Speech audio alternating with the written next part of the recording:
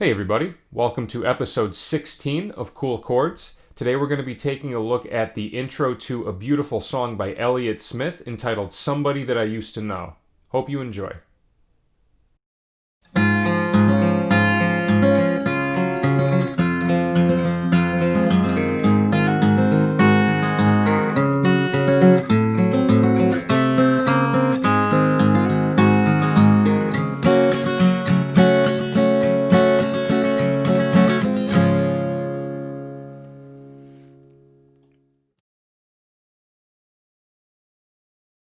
Alright, what an amazing intro this is. This is one of my all-time favorite Elliott Smith guitar intros, just such beautiful chords.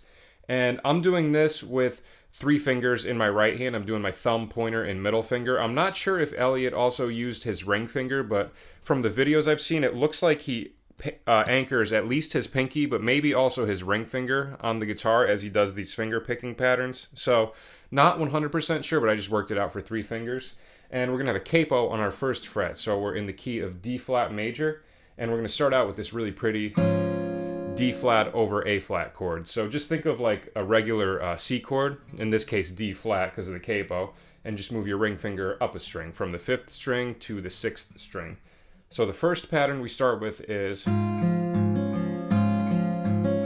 So what I'm doing there, I have my thumb on the 6th string and my middle finger on the 1st string.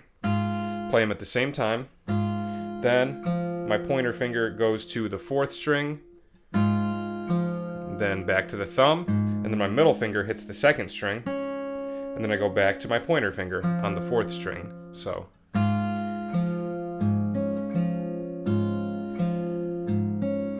it does that pattern twice. Okay. And then we go to this really pretty G flat major 7 over D flat with technically no third because we're not playing the B flat, but what we do transition wise is we just go like this.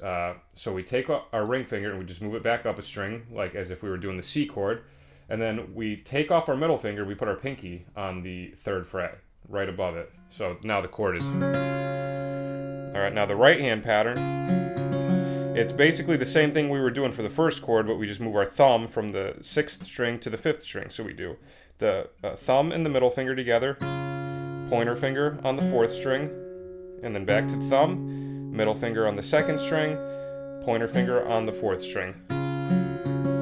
And that pattern is only one time. So the first one is twice, and this is once.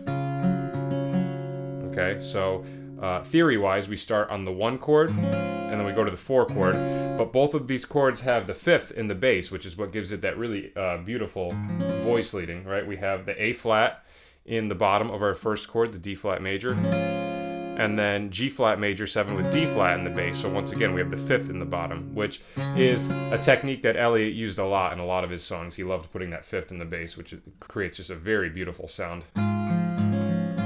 Sorry. Alright, now we go to an F minor chord, so just think of like, E minor, but we have the capo, so it's called F minor, and this pattern goes. So once again, thumb on the 6th string and middle finger on the 1st string together, pointer finger on the 4th string, back to the thumb on the 6th string, middle finger on 2nd, and pointer finger on 4th. So pretty much so far, the pattern has been the same in the right hand. The only thing that we're doing really is switching the placement of our thumb. So now we have...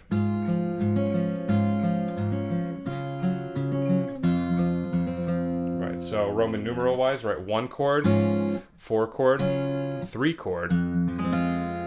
Alright, and then there's a little more of the pattern in the F minor chord. Then we go...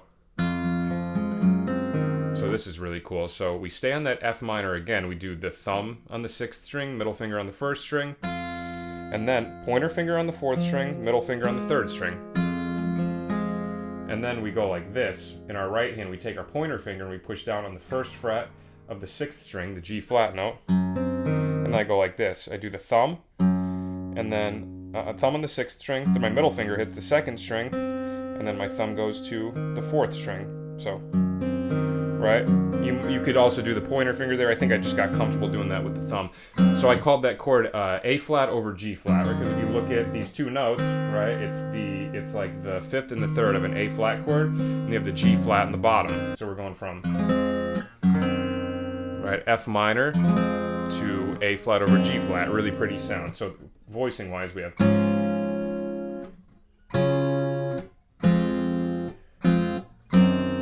Really cool. So all of that together now.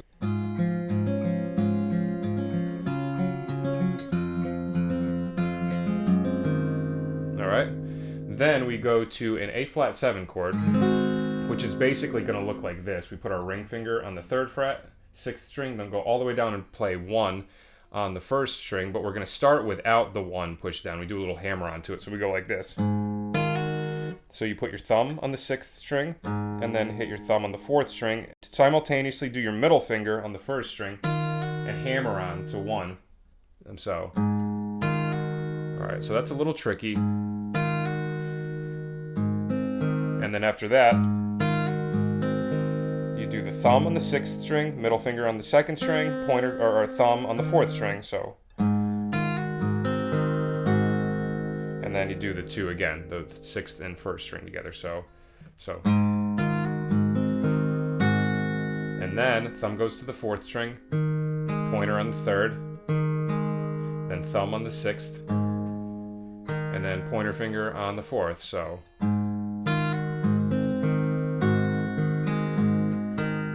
All right, a little weird right there. So I'm gonna do that a couple times. I'm gonna go from.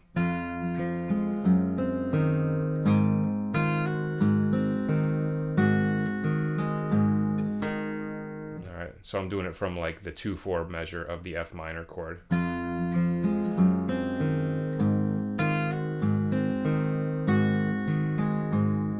Okay, so I'm gonna go from the beginning up to there.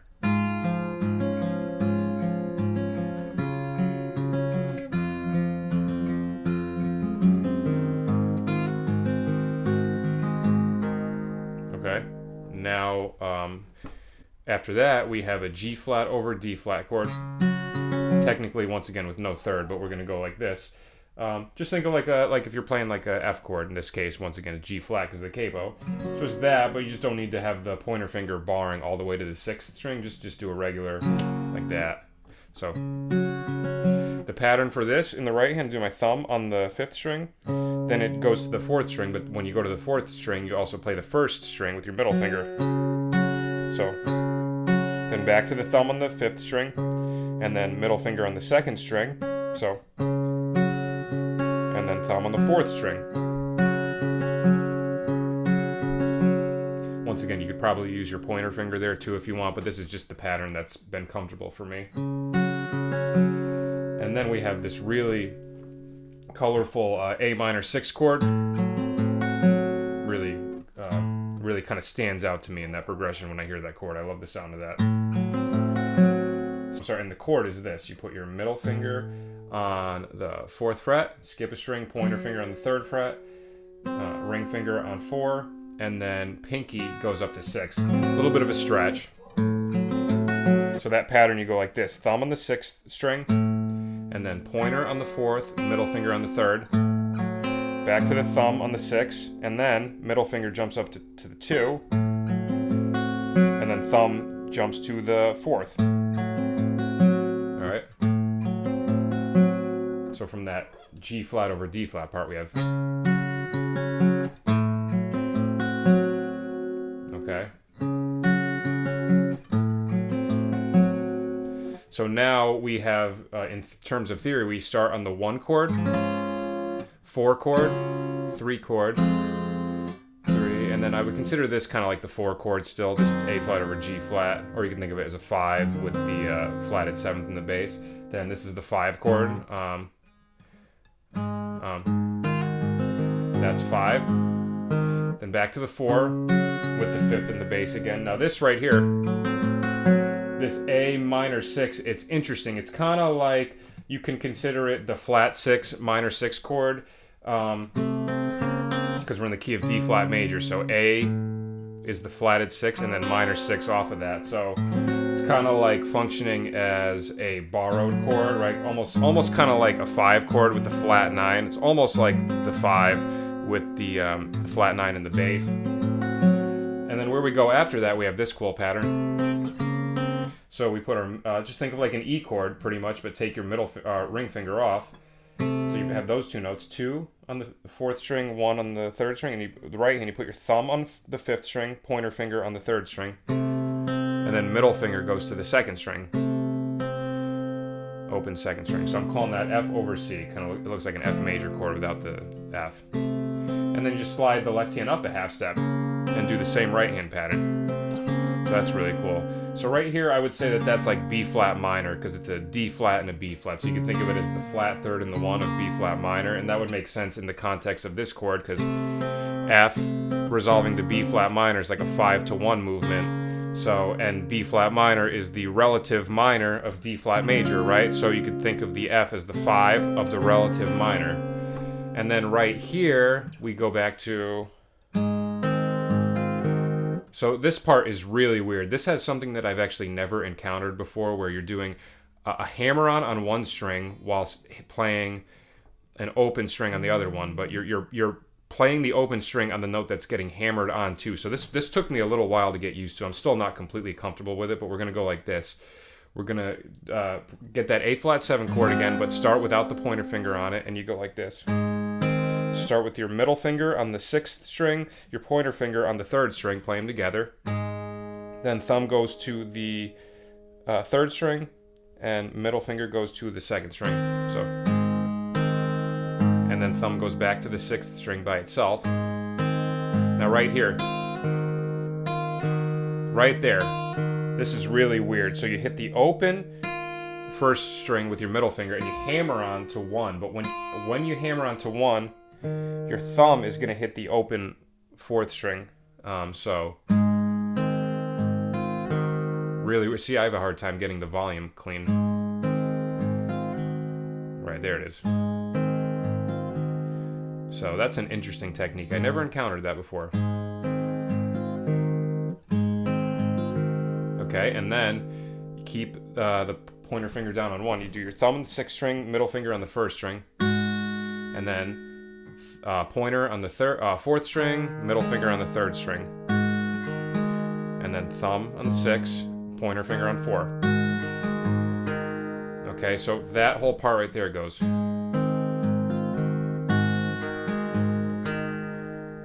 Okay, and then after that we get into the ending part of the intro, which has some of that strumming, the finger strumming that Elliott is so good at.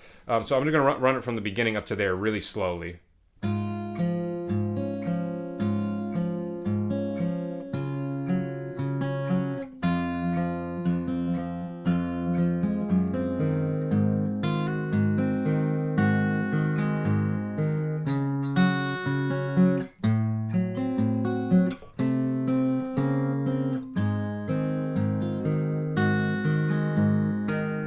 Now right here, for me, this is the hardest part, because I'm definitely not very comfortable doing the strumming style that Elliott does, because I've watched him do it a lot. I know that he doesn't use a pick, and like I was saying, he has this interesting thing where it kind of looks like he's anchoring either his pinky and his ring finger, and it almost looks like he's holding a pick when he's doing it. But when I do it, I'm not getting the exact sound that he is, but what I do is I basically just pretend like I'm using a pick, you know, and just do it with the nail on my...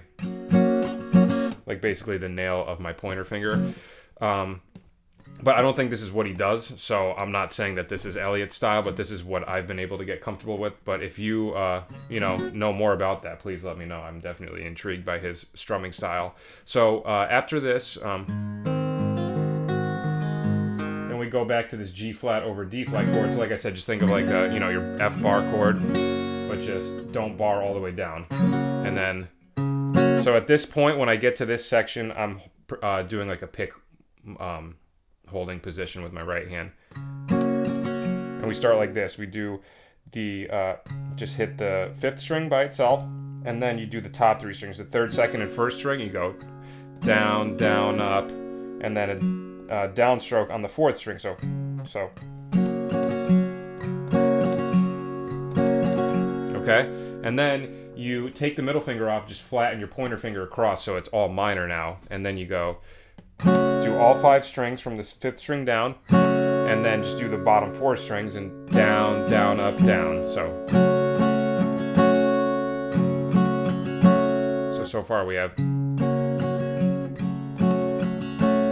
okay, and then you go back to the 5th string, down, and then down on the bottom 4 strings, down, down, up, and then 5th string again, and then we go like this on the bottom 4 strings, down, up, and then do another down, up, but just do the last 2 strums on just the bottom 4 open strings. So the whole bottom ending part we have.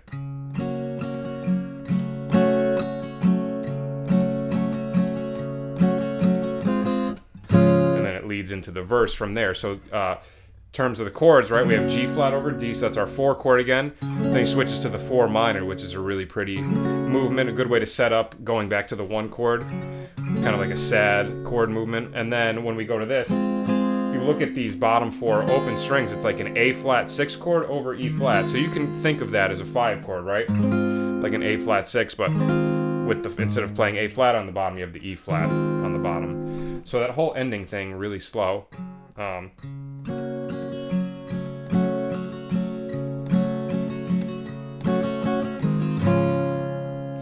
All right, so I'm gonna do the whole thing really slow a couple times, and then I'll do it up to speed, okay?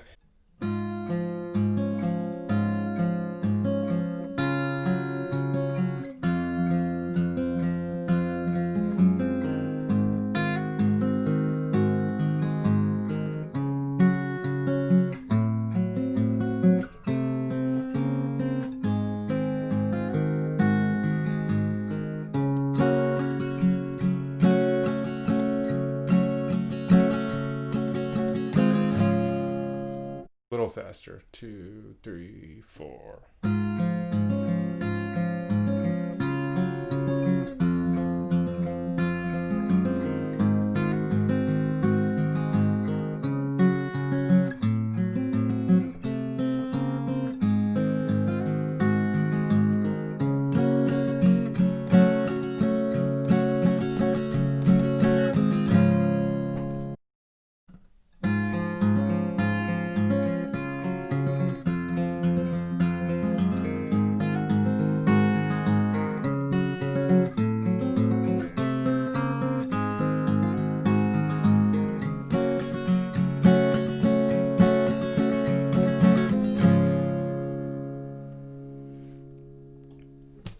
All right, that is our episode for this week. I hope you enjoyed it, and I hope you learned something. This is certainly a challenging intro, and I'm still working on it myself. So enjoy it, have fun with it, and if you would like to support the channel in any way, you can become a patron at patreon.com/MikeGaudetteMusic.